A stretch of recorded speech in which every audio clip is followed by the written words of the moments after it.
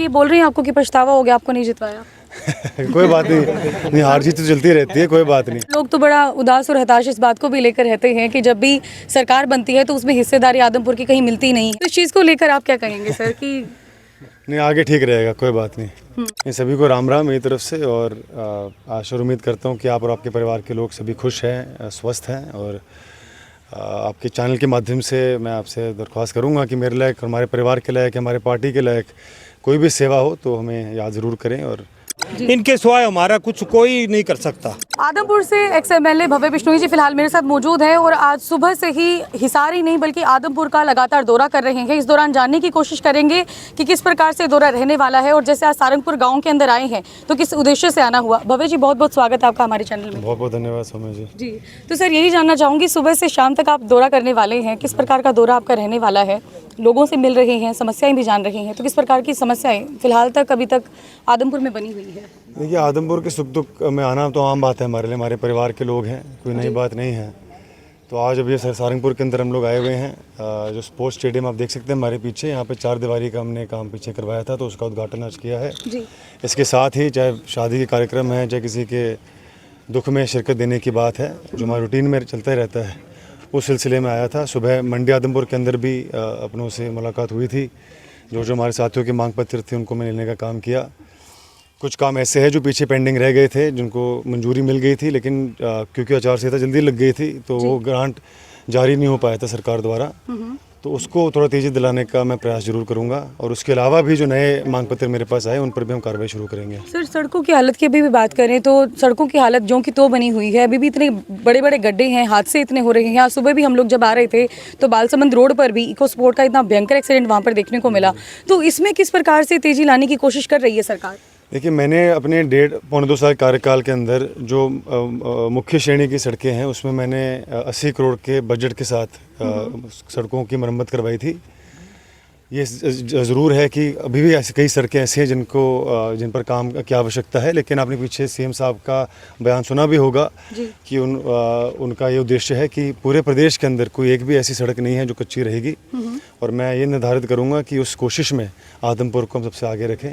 और नलवा हल्के में भी भाई हमारे भूपेंद्र जी आए हुए हैं, तो रणधीर जी भी खूब मेहनत कर रहे हैं, तो आदमपुर नलवा को हम सबसे आगे रखेंगे इन सभी मामलों में। जो यहाँ के अभी एमएलए हैं चंद्र प्रकाश जी, उनके कार्यकाल को भी अभी 1 साल का वक्त होने वाला है, तो जिस प्रकार के सपने आदमपुर वासियों को उन्होंने दिखाए थे, क्या उस पर वो उतर भी पाए हैं, उनके सपनों पर खरा? वो तो जनता ही उसका जवाब देगी। मैं तो किसी के बारे में नेगेटिव मेरे कैसे मानसिकता है नहीं कि मैं नेगेटिव किसी के बारे में बोलूँ। काम कौन कैसा काम कर रहा है इसका जवाब लोकतंत्र के अंदर जनता देती है। लोग ये बोल रहे हैं आपको कि पछतावा हो गया, आपको नहीं जितवाया। कोई बात नहीं, हार जीत तो चलती रहती है, कोई बात नहीं। देखिए, राजनीति में तो और जीवन में भी हार जीत तो एक सिक्के के 2 पहलू होते हैं, लेकिन जब मैं हमेशा कहता आया हूँ, आगे भी मेरा सही मानना है कि आदमपुर की सेवा करने के लिए चौधरी भजलाल परिवार को किसी पद की आवश्यकता नहीं है। ये हमारे परिवार के लोग हैं, तो हमसे जो भी बनेगा हम यहाँ पे लोगों की सेवा करेंगे और आगे भी इनको किसी प्रकार की कमी नहीं आने देंगे। सर, लोग तो बड़ा उदास और हताश इस बात को भी लेकर रहते हैं कि जब भी सरकार बनती है तो उसमें हिस्सेदारी आदमपुर की कहीं मिलती नहीं है। पिछली बार भी जैसे जब कुलदीप बिश्नोई जी को जितवाया था, कांग्रेस से वो जीते थे, तो सरकार बीजेपी की आई थी और तब आपको जितवाया। नो डाउट लोगों के अंदर एक उम्मीद जगी थी कि कहीं ना कहीं अब आदमपुर के विकास कार्य होंगे, लेकिन उसके बाद इन्होंने चंद्र प्रकाश को जिताया और सरकार में फिर से भागीदारी नहीं रही। तो इस चीज़ को लेकर आप क्या कहेंगे सर कि नहीं, आगे ठीक रहेगा, कोई बात नहीं, आगे बढ़िया रहेगा। तो दौरे इसी प्रकार से आपके जारी रहने वाले हैं सर? जी बिल्कुल रहेगा। हमारे, जैसे मैंने कहा, घर के लोग हैं, परिवार के लोग हैं, हमारा सामाजिक जीवन है, तो लोगों के बीच में रहेंगे, उनके अपेक्षाओं पर, उम्मीदों पर खरा उतरने का प्रयास करेंगे। जी, जितने भी लोग आपको देख पा रहे हैं, हालांकि एक दिन में मिलना आपके लिए भी पॉसिबल नहीं हो पाएगा, लेकिन उनको संदेश क्या देना चाहेंगे आप?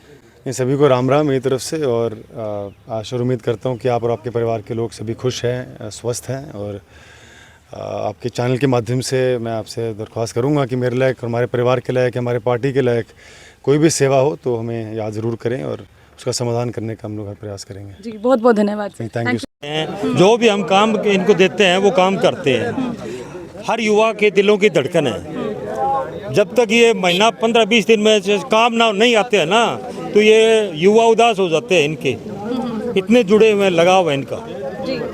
और ये 4 दीवारी मेरे काम में नहर इन्होंने बनवाई है 17 करोड़ की लागत से, 200 ट्रांसफार्मर लगाए हैं कम से कम, 200 खाल पक्के बनवाए हैं, ठीक है। अभी रोड बनाई सारंगपुर से काली राउंड और सारंगपुर से खांसा, बिल्कुल बढ़िया रोड बनाई एकदम। इनके सिवाय हमारा कुछ कोई नहीं कर सकता।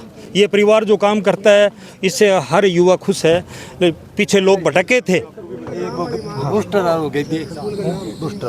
दे देंगे। तो आप और भी जो को पूछना चाहो तो पूछो। मैं इस परिवार के सिवाय विकास नहीं है आदमपुर का।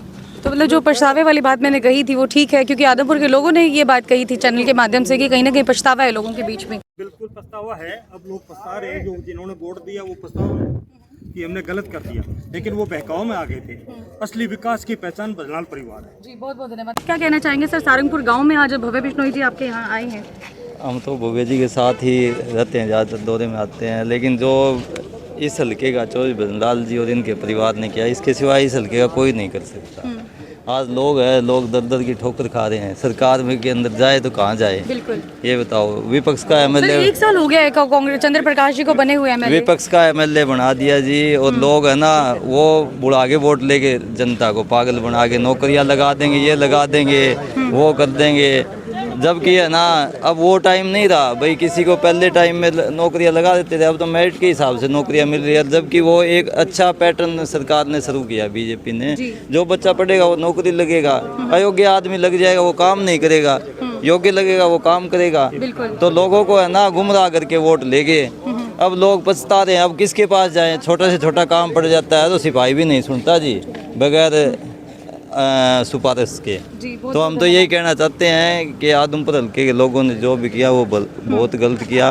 और आगे से, क्योंकि एक रिकॉर्ड था पूरे इंडिया के अंदर कि 60 साल से चौधरी बजलाल परिवार का रिकॉर्ड था आदमपुर के अंदर, और इन्होंने तन मन धन से इस हल्के की सेवा की थी। हमें भी बहुत दुख है, बल्कि मेरा गांव पास में सदलपुर और मेरा हिसार हूँ नलवा हल्के के अंदर। जी बहुत बहुत धन्यवाद सर। ठीक है। तो लोगों से भी हमने बात की है और बात साथ में भव्य बिश्नोई जी से भी की है। तो साफ तौर पर उन्होंने एक ही बात कही है कि आने वाले समय में नहीं बल्कि लगातार जितना ज़्यादा प्रयास हो पाएगा आदमपुर के सुख दुख में वो आएंगे भी सही, लोगों का साथ भी देंगे।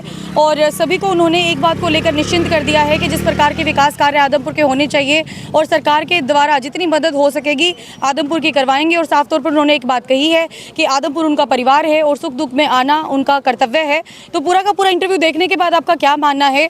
जुड़े रहे हरियाणा लेटेस्ट अपडेट के साथ में सौम्या माथुर आप सभी दर्शकों से लेती हुई इजाजत। नमस्कार।